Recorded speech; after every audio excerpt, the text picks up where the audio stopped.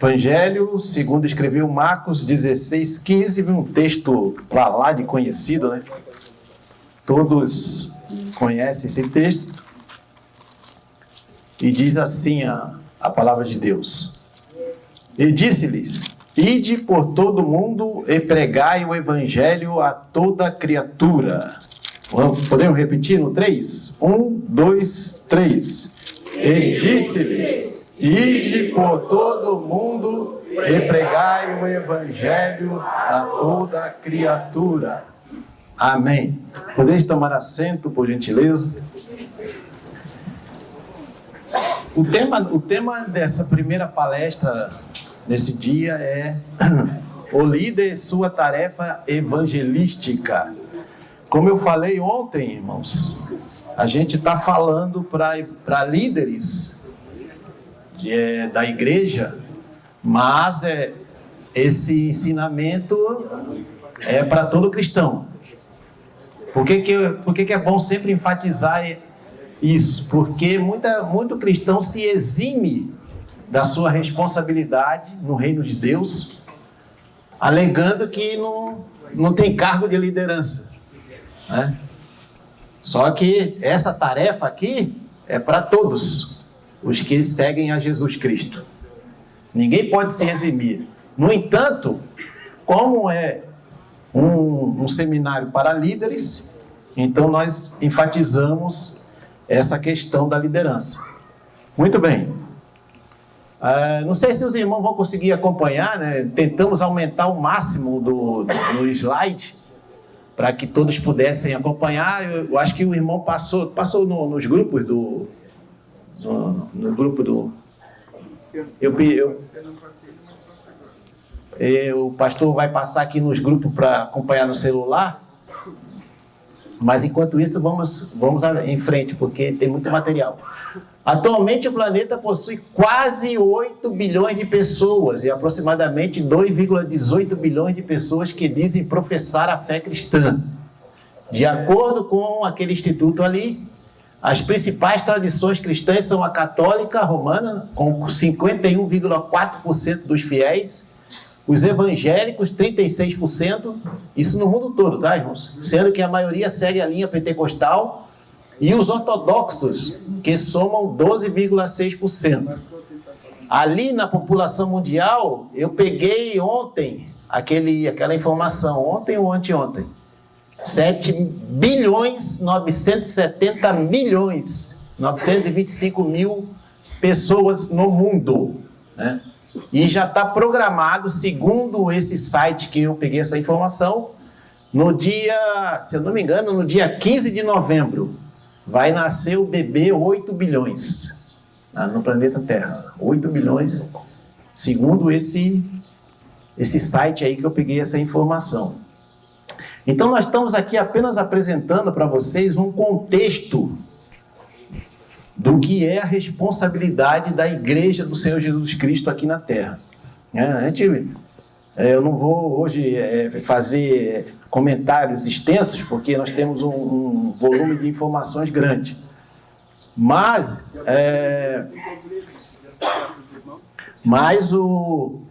apenas para os irmãos saberem que esses quase 8 bilhões de pessoas estão sob a nossa responsabilidade, né?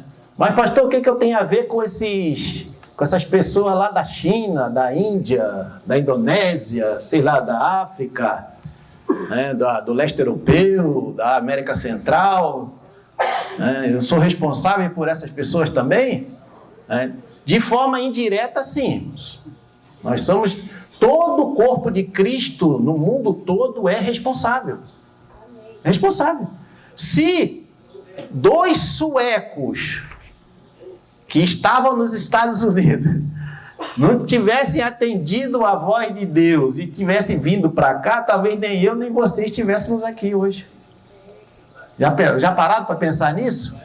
Se Gunnar e Daniel Berg não tivessem atendido ao chamado do Senhor, ter largado tudo, estavam nos Estados Unidos, em Chicago, e tivessem vindo para o Brasil, para Belém do Pará, nós talvez, a Assembleia de Deus não seria o que é hoje aqui no Brasil. Então, a responsabilidade é nossa também.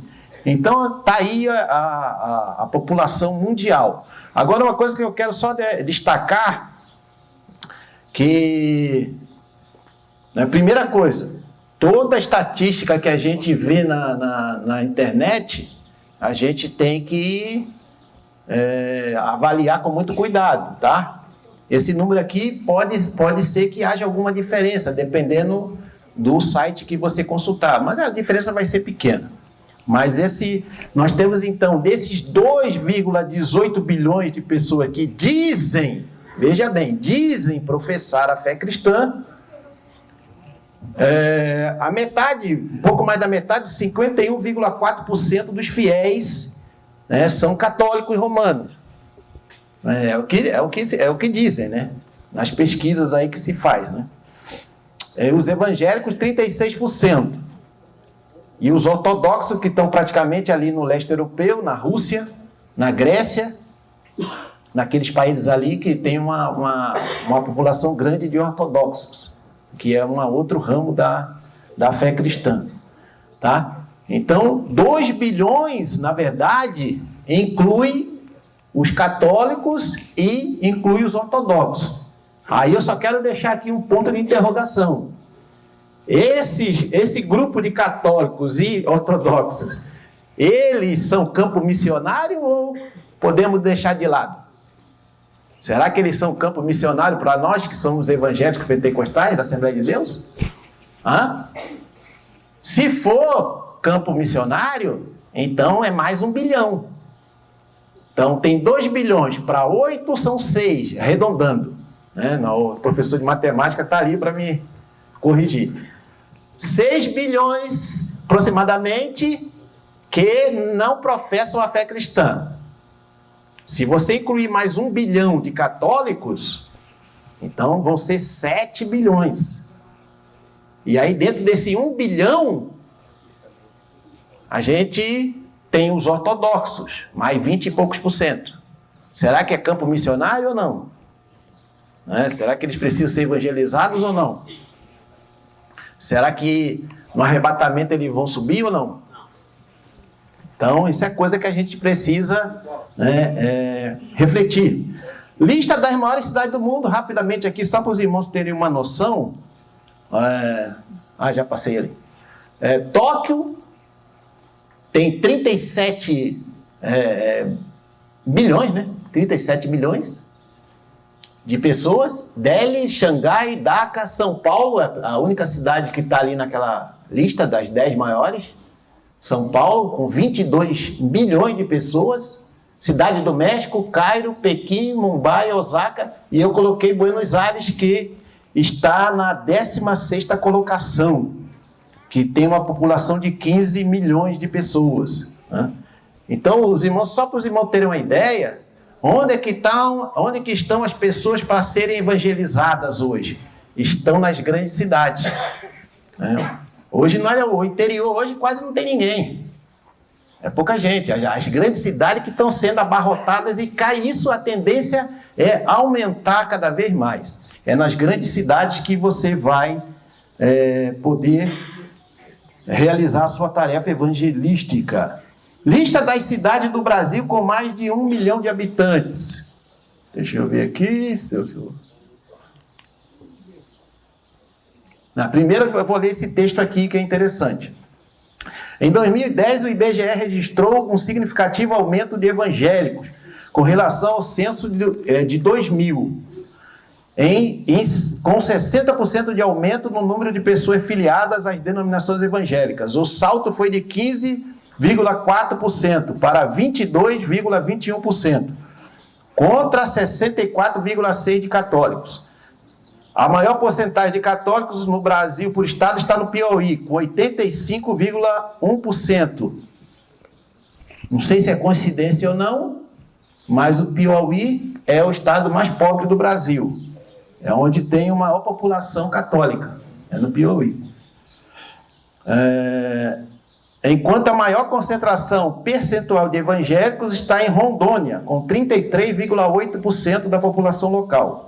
Segundo o Instituto Pesquisa Datafolha, 3 em cada 10 brasileiros, 29%, com 16 anos ou mais, atualmente são evangélicos, dividindo-se entre aqueles que podem ser classificados como evangélicos pentecostais, 22%, em maior número e frequentadores de igrejas como Assembleia de Deus, Universal, do Reino de Deus, Congregação Cristã e Quadrangular do Reino de Deus.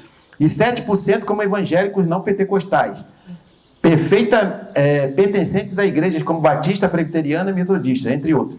Esse segmento evangélico fica abaixo do formado por católicos, 50%. Isso é de 2010, tá, irmão? Porque o IBGE está fazendo agora uma pesquisa, está em andamento no momento.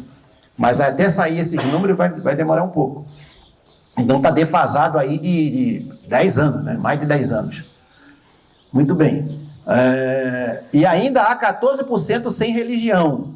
Então 50% católico no Brasil, 14% sem religião, 2% de espíritas, kardecistas e espiritualistas, 1% de umbandistas, 1% de praticantes de candomblé, 1% de ateus e 2% de outras religiões. Não sei se o texto... Acho que não passei esse texto aqui, isso aqui também. Não, acho que ficou para trás, está ali. Então é isso aí, essa é a realidade aqui do Brasil, né? Então começamos lá fora, né, dos confins da terra, e estamos chegando, depois passamos por Judéia e Samaria, agora estamos chegando aqui em Jerusalém, o nosso país, né? Muito bem. Então aí vocês têm aí, ó,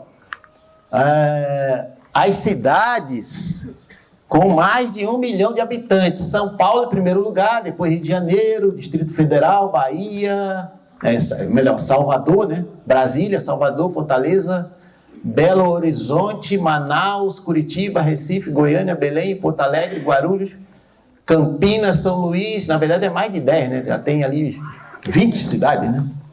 17 cidades. Então os irmãos podem observar que a população brasileira está praticamente nas cidades. Então é nas cidades que nós temos que cumprir a nossa tarefa. É nas cidades. E depois eu vou falar de um outro detalhe que está acontecendo no Brasil, que é um fenômeno que já aconteceu em outros países e agora está acontecendo no Brasil, que é a chegada de imigrantes. A chegada de imigrantes. Então, hoje não precisa mais mandar missionário para o Haiti, né? Só se for num caso bem específico. Está cheio de haitiano no Brasil.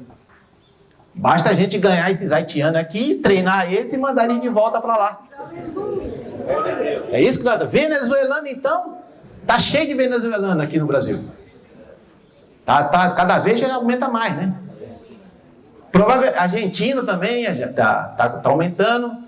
Provavelmente vai vir muita gente do Chile para cá, né? Agora assumiu o governo lá que os irmãos sabem, né? Que não é muito fã de cristianismo. Na Colômbia, a mesma coisa, assumiu um governo lá que não gosta muito de cristianismo. O que vai acontecer? Esse povo vai começar a fugir de lá e um dos lugares que eles procuram é o Brasil. Por enquanto, né? É o Brasil. Estão vindo para o Brasil. Irmãos, o que é isso? O que é isso? A igreja está orando. A igreja do Senhor Jesus no Brasil está orando. Senhor, queremos ganhar alma, queremos, né, participar da colheita desses últimos dias. E Deus tá bom. Toma aí um pouquinho de venezuelano, toma um pouquinho de haitiano, toma um pouquinho de argentino. Tem muitos africanos também vindo para o Brasil, muita gente de Angola, de Moçambique, né, de Cabo Verde, nicaragüenses. Então, ou seja, a gente tem que ganhar. Algumas igrejas já fazem trabalhos específicos para alcançar essas pessoas, né? E aí treinar essas pessoas e mandá-las de volta para os seus países. Mas mandá-la não de bolso vazio, mandá-la sustentando, para que esse obreiro do seu próprio país, que fala a sua língua, que conhece a sua cultura melhor do que qualquer brasileiro poderia vir a conhecer, para que ele evangelize o seu povo. Então é isso que nós temos que fazer. Muito bem. Agora, Vamos falar um pouquinho aqui sobre a realidade religiosa de Imbituba. Olha só o que eu pesquisei. Pode estar defasado também, é censo de 2010. Religiões e igrejas em Imbituba. Deixa eu trocar aqui para os irmãos verem. Olha aí. Religiões e igrejas em Imbituba. Como os moradores de Imbituba se declaram em relação à religião, em percentual. Católico, 72,86, irmãos. Aí, ó. A maioria do pessoal de Imbituba é católico. Tem que evangelizar esse povo aí. Evangélico de missão, quer dizer que é de origem de igrejas de missionários. 2,12. Evangélicos de origem pentecostal, 10,39. Incluindo a Assembleia de Deus. Evangélico não determinado. E várias denominações. 4,1. Espírita, 2,93. Quase 3%. Umbanda e Candomblé, 0,04. Outras religiosidades, 2,33. Sem religião. Sem religião, 5,31. É quase 6%. E não sabe e não declarou, ali está uma barrinha, quer dizer que não tem um número específico. Então, assim, a realidade de Imbituba ainda é um campo bem missionário, né? Precisa ser evangelizado aqui na região de Imbituba, tá certo? Muito bem. Aí nós vamos agora entrar numa parte mais técnica, né? E alguma coisa assim para falar sobre evangelização. O que é evangelização, na verdade? O que é evangelização à luz da Bíblia? Talvez eu não vou conseguir ler todo o material que tem aqui disponível, porque é muita coisa, mas eu vou fazer aqui um resumão. Evangelização é o ato de comunicar o evangelho, é o ato de evangelizar. A palavra evangelização indica ação, significando pregar o evangelho. Mas o que é evangelizar? É a arte da comunicação verbal do evangelho com o intuito de persuadir os homens à fé e à lealdade a Cristo.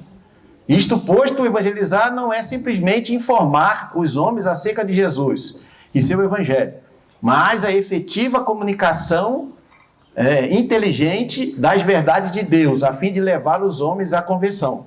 Então, a evangelização não é apenas você comunicar, existe um Deus, existe um Jesus, existe uma Bíblia, e virar as costas e ir embora. Evangelização é muito mais do que isso, né? É algo que vai além disso. Isso aí é apenas uma comunicação. Você está comunicando. Se você falar assim, ó, Jesus existe para um católico, ele fala, sim, eu sei.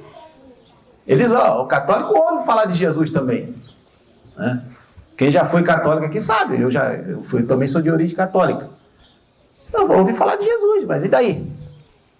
Só ouvir falar não é suficiente, tem que ir além disso, né? Então, existe aqui dois conceitos. Existem dois conceitos aqui, só. E não existe unanimidade sobre isso. Primeiro conceito, evangelizar é comunicar o evangelho a alguém de tal maneira que este possa tomar uma decisão consciente de aceitar ou rejeitar a pessoa de Jesus, Cristo, como Senhor e Salvador. Esse é um conceito.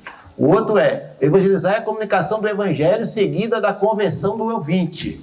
Então, existem esses dois conceitos. Evangelizar para uns é aquela primeira parte, você comunica de forma inteligente o evangelho, né?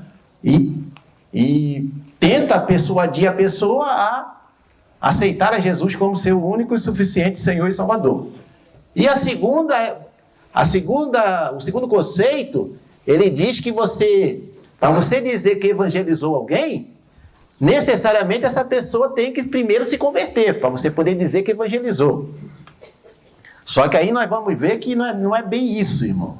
Por quê? O segundo conceito, esse segundo aí, ele é equivocado, porque ele define a evangelização em termos de um efeito produzido na vida dos outros. Eu vou resumir aqui, porque aqui tem um textão aqui, mas eu vou resumir. Por quê? Por que é equivocado? A nossa função é pregar o evangelho, é falar de Jesus. Essa é a nossa função, nossa tarefa evangelística. Mas quem leva a conversão do pecador é o Espírito Santo. É ele quem convence do pecado, da justiça e do juízo.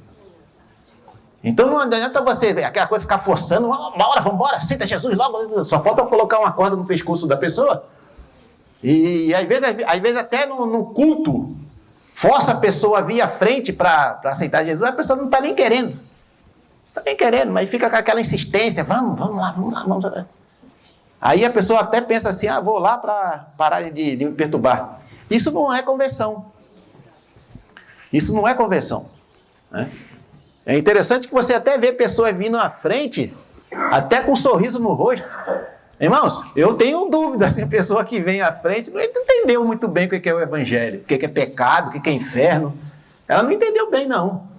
Porque se você se reconhece como pecador, você vai chorar de tristeza. Não é verdade? Aí tem gente que vem rindo, de boa, né? Como se fala na gíria, né? Mascando chiclete, como diz aqui o pastor. Então, isso aí não é conversão, irmão. Né? Posso estar enganado, não conheço caso a caso, mas eu vejo que a pessoa tem que ter aquela contrição na alma, aquele quebrantamento na alma. Ela tem que saber exatamente o que está fazendo. Não, eu sou um pecador. E nesse caminho que eu estou indo diretamente para a perdição eterna. Mas existe um Salvador, existe alguém que estendeu a mão para me tirar desse lugar. Isso sim é entender o que é o Evangelho, né, de verdade. E aí a pessoa toma a decisão, eu quero esse Salvador na minha vida. Aí entrega a vida para Jesus. Muito bem, vamos lá.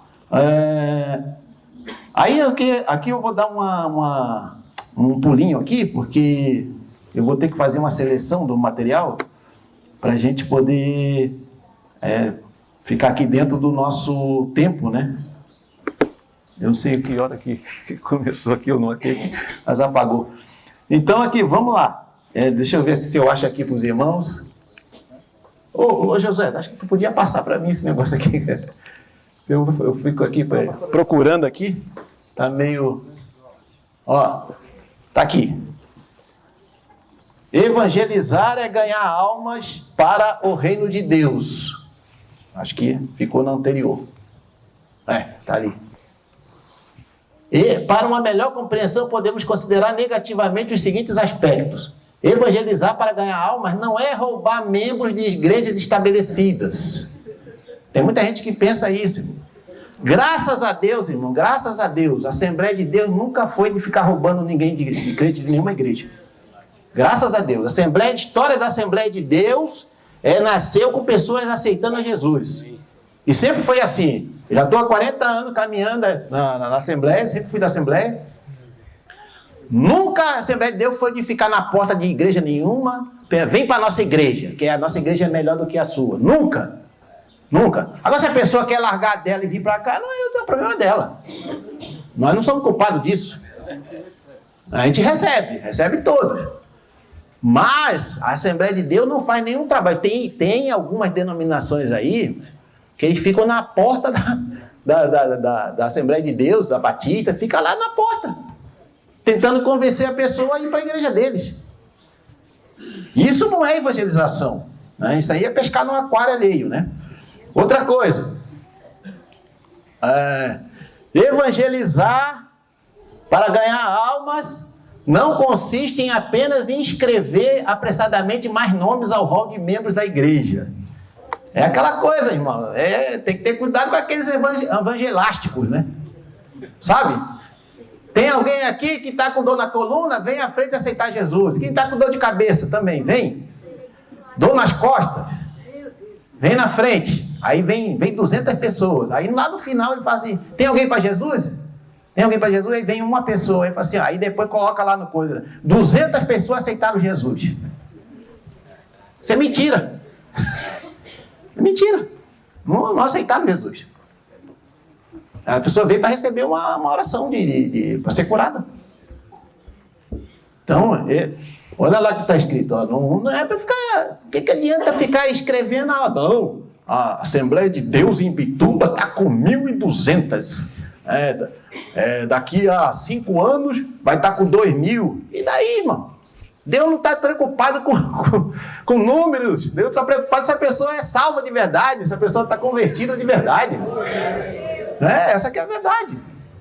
Nós temos que pregar o evangelho verdadeiro, que aí o Espírito Santo trabalha na vida da pessoa, do pecador, arranca o pecado da vida dessa pessoa e traz ela para Jesus. Ela vem limpinha, purificada pelo sangue de Jesus, aí vai ser produtivo na obra de Deus.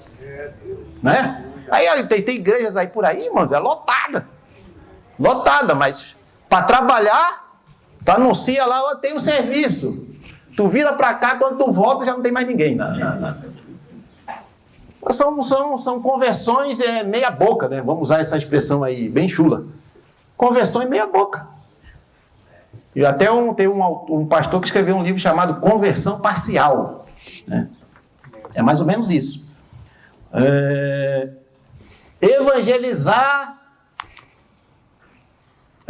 Evangelizar para conquistar a alma não é apenas provocar as emoções. Não é isso aí não. Provocar emoções. Você ouve uma música aí, tu provoca a tua emoção. Não. Isso aí, o evangelho não foi feito para provocar a emoção de ninguém, não. Claro, pastor, quer dizer que então eu não posso chorar na presença de Deus? Não estou falando nada disso. Se realmente você quer chorar na presença de Deus, se for realmente o Espírito Santo que está operando na tua vida, amém, glória a Deus. Mas a proposta do pregador do evangelho não é fazer ninguém sentir a pele arrepiando, não. É fazer você mudar você ter um caráter de acordo com Jesus Cristo, com a palavra de Deus. É isso que é pregar o evangelho, é para isso. Para você mudar. Para você mudar. Não é para... Puxa aí de sentir, mas aí na segunda-feira mudou alguma coisa? Tem que ver isso, né? Evangelizar para ganhar alma não é simplesmente entregar um folheto. Pode começar com a entrega de um folheto, mas precisa ir mais além. Não é dar um folheto e virar as costas. Você pode dar um folheto para ser um ponto de inicial. Mas aí depois tem que tentar. Se a pessoa der brecha, você vai falando mais, vai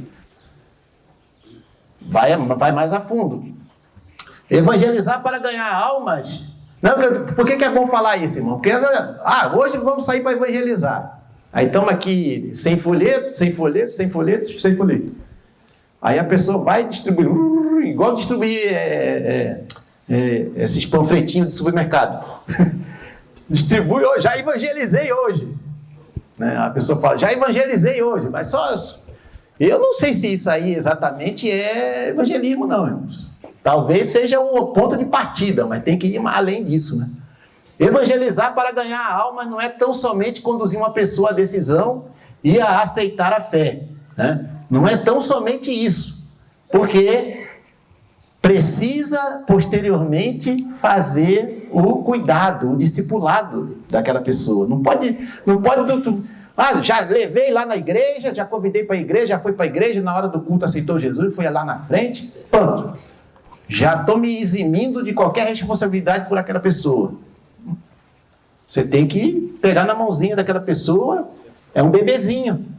Você precisa cuidar. Aí você, não, agora não é mais tarefa minha, agora é tarefa do pastor, tarefa do líder, sei lá, tarefa dos obreiros. Não é mais tarefa minha, não. Você é o discipulador. Você que trouxe aquela pessoa, você que convidou aquela pessoa, então você cuida daquela pessoa. Até ela poder andar com as próprias pernas. Aí ela vai discipular outras pessoas. É assim que funciona. Tá certo? Tem alguém passando? Tá. Então não vou mais preocupar. Evangelizador é o portador da boa nova de Cristo, é aquele que anuncia a mensagem às pessoas, procurando levá-las à conversão pessoal a Cristo. Por que evangelizar? Dentre as muitas razões que poderíamos listar aqui, destacaremos as seguintes: porque é o plano de Deus para com toda a humanidade. Irmão, nós não evangelizamos para aumentar o rol de membro, como eu falei antes, para que a nossa igreja esteja abarrotada de pessoas, entendeu? Para que a denominação Assembleia de Deus seja a maior igreja pentecostal do mundo. Nada disso. Não. Isso aí é de só menos importância, né? Nós evangelizamos porque em primeiro lugar, é uma ordem do Senhor Jesus. E a ordem do capitão não se contesta. Tem que obedecer. Eu falei isso ontem. né? Ele falou, ide por todo mundo pregar o evangelho. Ide fazer discípulos de todas as nações. Então, eu não preciso de mais nada para evangelizar. Não preciso de mais nada. A ordem já está dada. E aí alguém pode falar assim, mas peraí, eu não fiz porque eu fiquei esperando o pastor, sei lá, o meu líder, né, programar alguma coisa para eu fazer e tal. Aí vocês acham que no dia lá do tribunal de Cristo, ele vai chegar para você e perguntar assim, por que você não fez, por que você não cumpriu o meu ID? Não, porque o pastor não me chamou para fazer nada. O pastor não me deu nenhuma ordem. Mas o sumo pastor te deu. O sumo pastor, que é Jesus, ele te deu a ordem. Então, se o teu pastor da terra não te falou nada, não impede que você faça, porque o sumo pastor já te deu ordem. Vai e pregue o evangelho. Vai e fale de Jesus para as pessoas. Não fica esperando ninguém para falar. Tudo bem, aqui eu não estou falando de cargo, tá, irmão? Não estou falando de cargo, função na igreja, nada disso. Estou falando de ganhar almas. É outra coisa, totalmente diferente. Pode passar aí, meu irmão. Ele veio buscar, outro motivo, ele veio buscar e salvar o que se havia perdido, tá? Jesus, ele veio fazer isso. E agora ele está fazendo isso através do seu corpo, que é a igreja. Jesus está lá no céu, à destra do Pai, e o corpo dele está aqui, somos nós. Nós continuamos fazendo isso, buscando e salvando o que se havia perdido. Toda a obra e ministério de Jesus foi dedicada à conquista de almas. Ou seja, Jesus, a preocupação dele era essa. Ele não tinha outra preocupação. Não, você não tem interesse em ser um rabino, chefe aqui da sinagoga de Jerusalém? Não tem interesse nenhum nisso. Não me interessa. Você não quer ser conferencista internacional?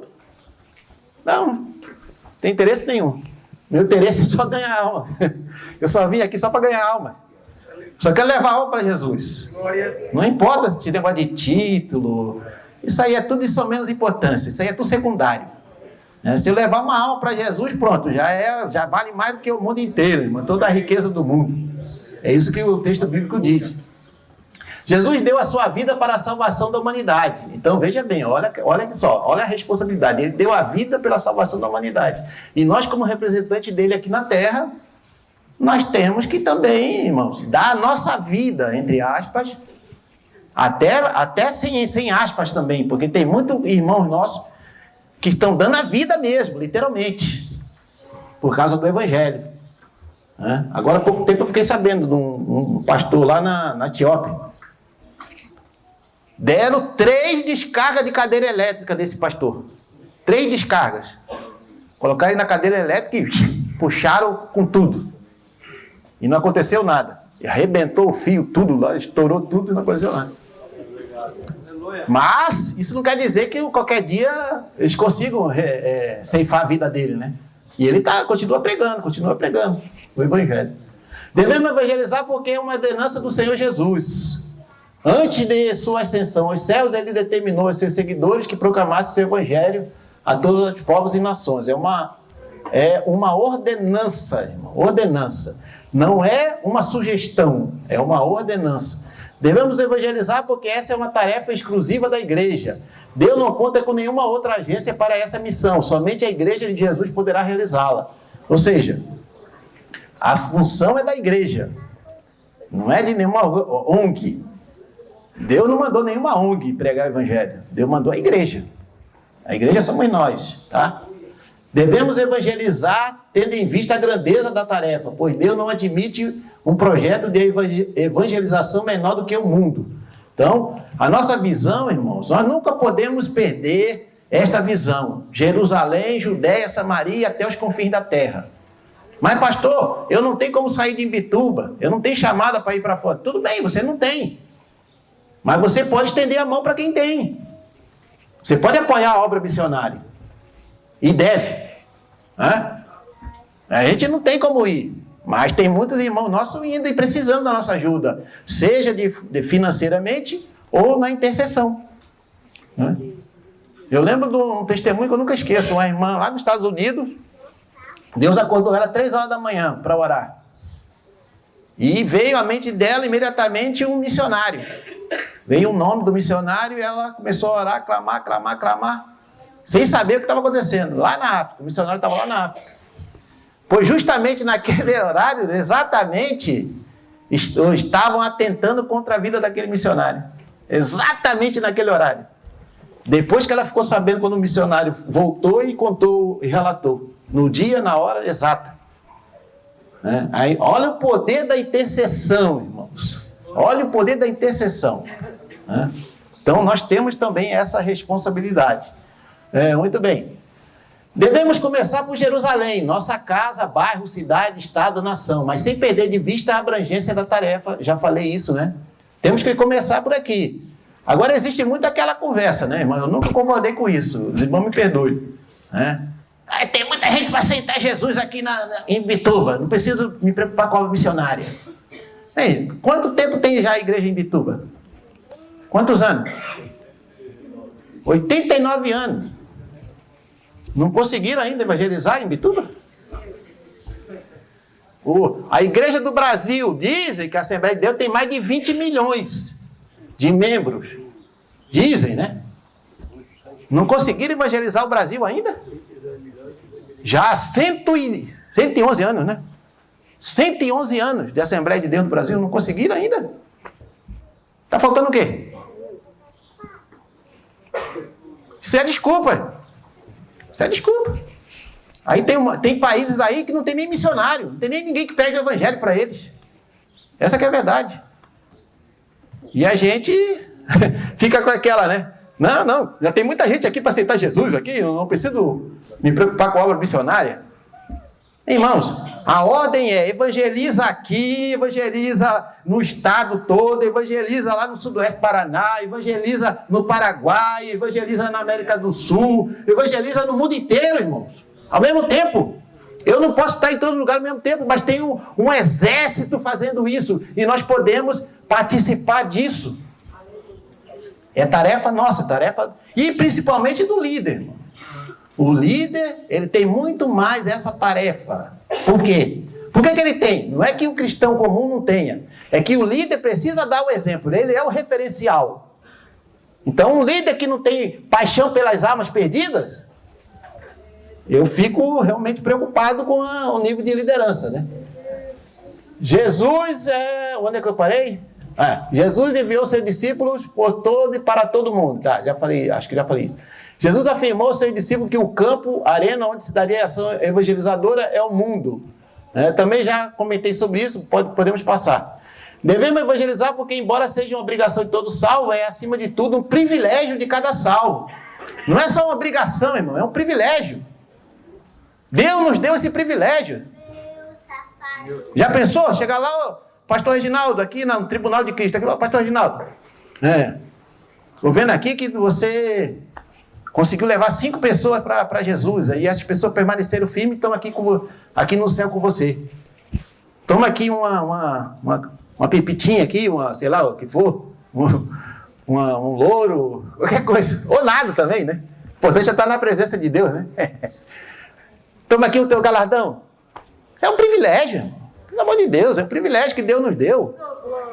Se arrancar uma alma das garras de Satanás é um privilégio. Essa que é a verdade.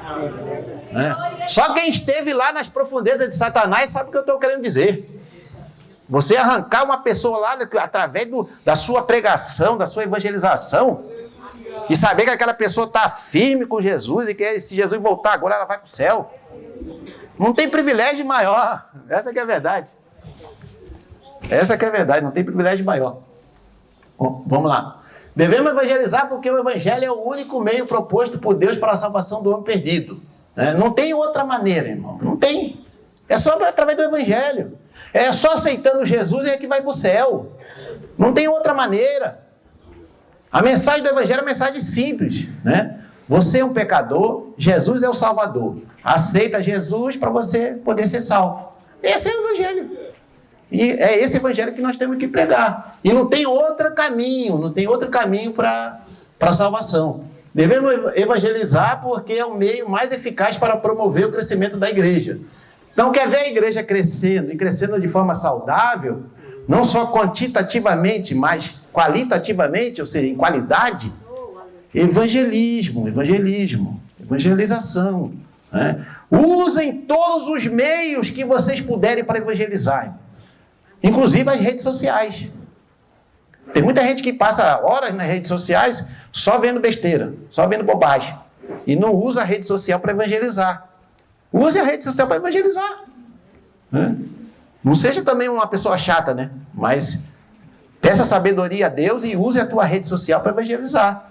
Compartilhe ali alguma mensagem evangelística, entendeu? Alguma pregação, alguma coisa, faça alguma coisa aí para evangelizar. Como evangelizar? Toda ação evangelizadora precisa levar em consideração 3 elementos fundamentais. O agente evangelizador, todo crente salvo deve ocupar-se dessa importante tarefa e, para tanto, terá de ter algum preparo no sentido de melhor realizar seu trabalho. Né? Então, como eu falei, é para todo o crente salvo, mas muito mais ainda para o líder. É necessário ter conhecimento da palavra de Deus, especialmente textos e versículos que falam do amor de Deus pelo pecador, bem como textos que desafiam as pessoas a abraçar a redenção efetuada por Deus em Cristo. Tem ali uma série de versículos que eu não tenho tempo de ler, mas isso quer dizer o quê? Não quer dizer que você precisa ser um bacharel de teologia, um conhecedor profundo da Bíblia, para ser um evangelizador. Inclusive tem até muita gente que usa essa desculpa, né? Mas, irmãos, eu não conheço muito bem da Bíblia, né? Eu não sei muita coisa, por isso que eu não saio para evangelizar, porque eu não conheço. Irmão, deixa Deus te usar, irmão. Você não tem uma boca, não tem uma língua para falar? Vocês já repararam que as pessoas que falam isso, geralmente são pessoas que falam pra caramba pelos cotovelos? Mas aí, quando é para falar de Jesus, eu não tenho conhecimento, eu não conheço muito a Bíblia, eu não sei o que falar. Mas qualquer assunto a pessoa se mete em política, fala de medicina, fala de vacina, fala de tudo. Mas para falar do evangelho, ela não tem preparo. Mas para falar de vacina, coisa que não é para qualquer um, a pessoa comenta. Agora mesmo na pandemia nós vimos isso aí.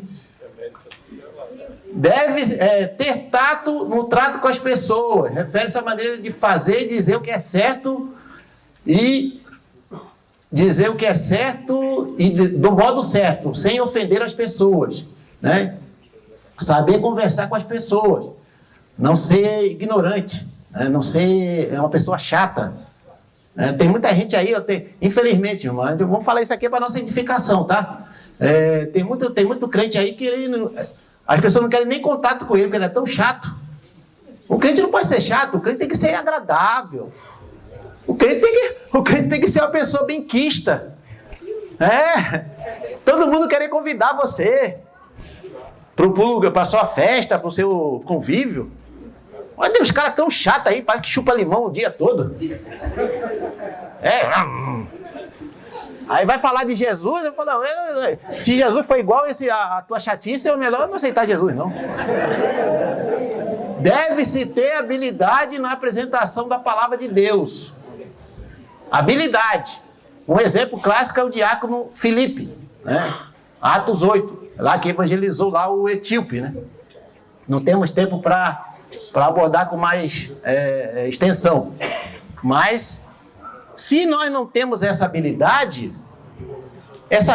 pode ser desenvolvida, tá? Você pode desenvolver orando, buscando a Deus, lendo a Bíblia, estudando, fazendo curso de teologia, né? Vindo aos cultos de ensino da palavra. Você pode aprender e desenvolver essa habilidade. A pessoa a ser evangelizada, devemos ter em mente que todo ser humano é pecador. Portanto, necessitado do evangelho, poder de Deus para a salvação. Não importa, irmão, se o teu parente, teu vizinho é bonzinho, não faz mal para ninguém. Se ele não é convertido, ele precisa aceitar Jesus como seu salvador. E tem muita gente dizendo, é bonzinho, meu vizinho é bonzinho, não preciso falar de Jesus para ele. Precisa sim. Todo ser humano é pecador. Personalidades diferentes devem ser tratadas de modo diferente. Ou seja, uma pessoa, se você vai abordar uma pessoa tímida, você tem que levar isso em consideração. Se a pessoa é extrovertida, você tem que levar isso em consideração na hora de evangelizar. É mais ou menos isso que quer dizer ali. Levar em consideração a necessidade da pessoa ser alcançada. Tá, tu vai lá bater lá como eu falei para vocês, lá no Rio de Janeiro, né, na favela. Tem um monte de pessoas na situação de dificuldade, né, financeira. Aí tu vai lá evangelizar na casa da pessoa, a pessoa não comeu, não tomou café da manhã, não almoçou, tu chegou lá de tarde. Tu acha que ela vai prestar atenção no que você vai falar para ela? Pode ser o Billy Graham, pode ser o Charles Spurgeon, né? Pode ser quem for. Ela não vai nem prestar atenção, a barriga dela vai falar mais alto. Então, é isso aí que quer dizer, tem que levar em consideração isso, irmão. Ou cesta básica, ver se a pessoa está precisando. Antes de começar a falar de qualquer coisa, de evangelho, ver se a pessoa está precisando de um pãozinho, um leitinho, né? Tem muita gente que não leva isso em consideração. Mas o mais importante, irmãos, é aquela alma para Jesus. Essa que é a verdade. Se há alguma barreira, e é uma barreira que nós podemos retirar, nós temos que fazer isso. Dentro do nosso alcance, claro, dentro do nosso alcance. Muito bem. Devemos começar com um ponto de interesse comum. Para a samaritana, que foi ao poço em busca de água, Jesus começou falando de água. É um ponto de interesse comum, falando de água. Tá certo?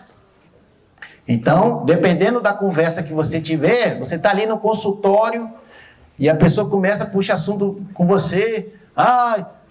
O meu filho, isso que... Aí você também tem filho, é um ponto de contato. Aí você já puxa assunto ali, quando a oportunidade surgir, você já joga Jesus no meio para aquela pessoa. É um ponto de contato. O modo como apresentar a mensagem de maneira apropriada. Aproximar-se das pessoas no plano em que elas se encontram. Tá? Ser atencioso. Geralmente as pessoas não estão dispostas a ouvir alguém que não seja educado e cortês. Já falei sobre isso. Falar com conhecimento e convicção. Ter sempre em mente que estamos proclamando a verdade de Deus sobre o plano divino da salvação. E devemos fazê-lo com firmeza e convicção. O cristão, quando vai evangelizar, ele não pode ficar com dúvidas. Né? Aí a pessoa geralmente tem uns provocadores, né, que falam assim, mas será que é verdade? Essa Bíblia aí acho que foi inventada pelos homens, né? E aí o cristão, né, em vez de responder com firmeza, ele fica dando trela para esse tipo de coisa, né? Passou da hora, pastor? Falta 6? Falta 6? Sim, está terminando. Já perdeu aí 1 minuto. Tá. Pensei que eu tinha passado de 6. Vamos lá.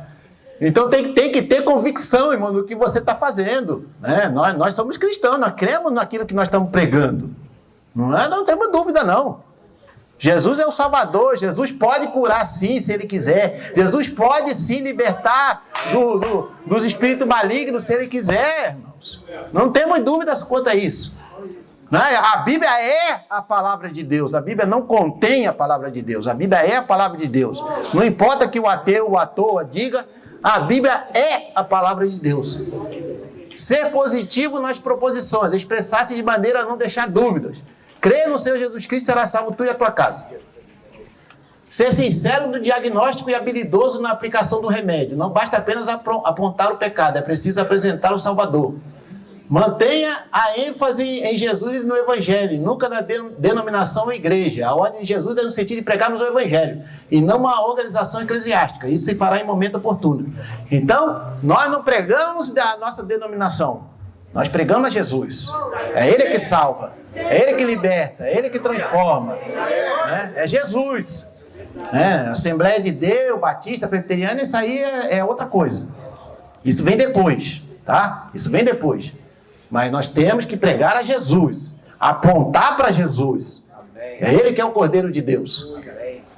Mostrar que todo características essenciais da mensagem, mostrar que todo homem é pecador, já falei isso, demonstrar que o homem sem Cristo está condenado, pois muitos se reconhecem como pecadores, mas não sabem da sua condição de condenado.